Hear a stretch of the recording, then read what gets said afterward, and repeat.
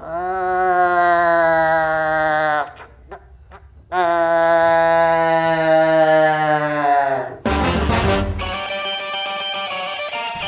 a gorgeous animal. I think this is one of the most beautiful animals in the Adirondack Mountains.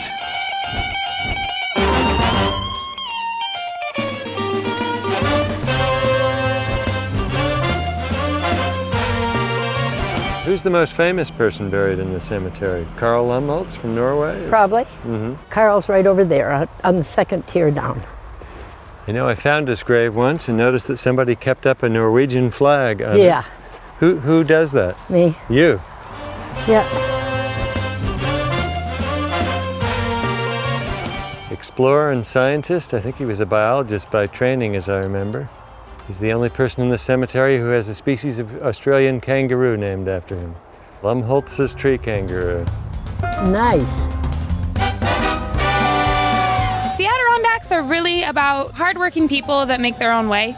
And everybody I know around here is just forging ahead, creating the reality they want to see. And I think by growing local food and bringing people together around that food, we serve a purpose in bringing people together that way in the community. I lived here since 1947, so there was still a lot of tubercular patients in the area. And my brother, when he was young, he used to deliver the trays up and down the street to the patients. Ernie Burnett lived across the street. He's the one that made the song Melancholy Baby. His sister-in-law owned the house next door, and they used to do the cooking, and my brother delivered the trays.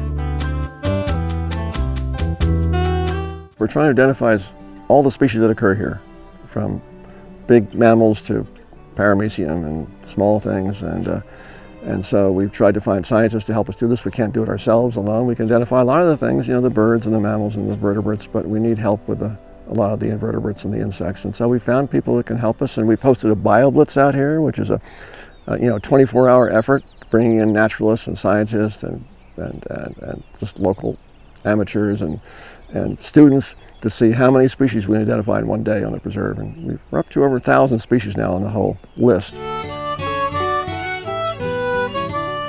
Far from the crowded streets of New York and Boston, 7 years before the start of the Civil War, a hotel opened for business along a quiet bend of the Saranac River. People could come up from lower Saranac Lake, from the village of Saranac Lake, and up through the lower Saranac Lake, the river, through Round Lake, and up here, and land here, and then it's a mere quarter of a mile carry to upper Saranac Lake. And once they were there, they could go north, or they could go into the Racket River and head down to Long Lake. And so it was a real thoroughfare, and going way, way back. The hotel became known as Bartlett's. It provided not only beds and meals, but wagon service. For 50 cents, a boat would be hauled up or down the Carry Trail between the upper and middle Saranac Lakes. Virgil loved animals. And I think Caroline was willing to humor him in that regard. So he had, for one thing, he had a pet otter. And who knows if he actually kept the otter in an enclave here, or if that otter just came out of the water and came up. But he often had a bucket with trout in it, and the otter would slither up out of the river, and he'd pick a trout up and throw, and the otter would catch it and then head back down into the river. That's my image anyway. Yeah, well, the guests must have loved that. Yeah, they would have loved that.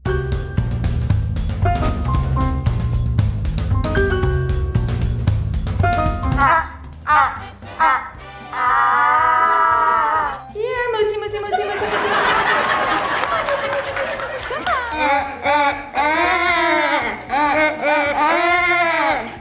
Oh, well done. Big hand for Sophia and Jack.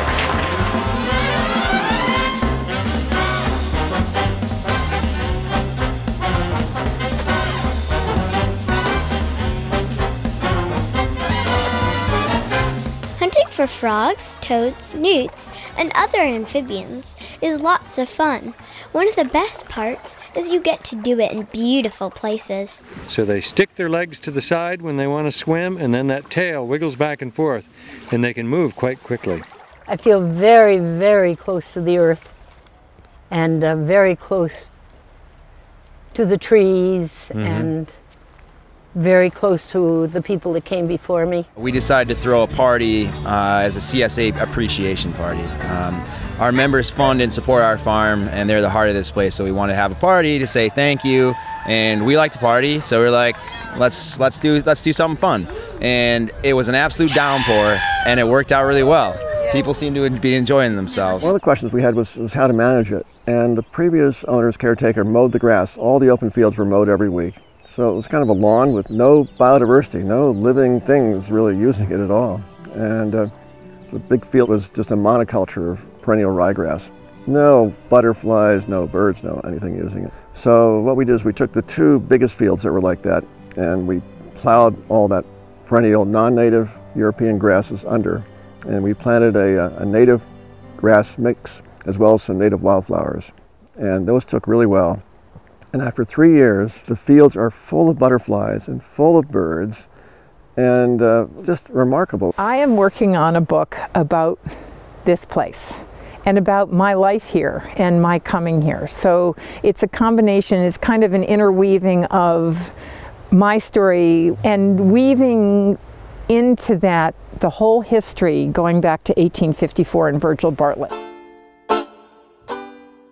When you see the really old photographs of folks curing, they're just in regular chairs and they're sort of tilted back and they've got some sort of ottoman or they're using another chair facing them. And I guess when people thought, it's a business, they started making the recliner chairs. So they'd be out on porches, 10 and 12 people on a freezing cold porch.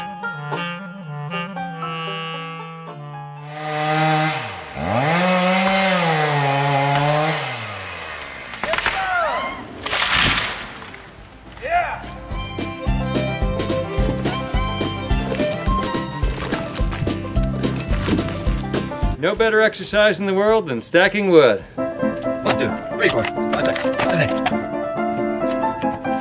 8. The problem with nearly all forms of exercise can be summed up in a single word: monotony. Anybody having trouble staying slim? This is the way to trim your figure. Sometimes we wish we could speed things up, but then if we could, we'd be cheating ourselves out of a great workout. What a joy.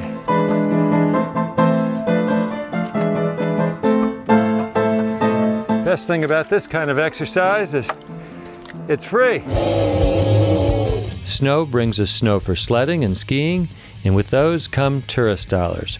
But how do we feel about living amid so much of it? Opinions vary. Today is bad. The wind's too cold. I'm not liking it one bit. I love snow. I love the way it looks, the way it feels. But with a shovel in hand, that's not so nice. But otherwise, it's a wonderful place to live.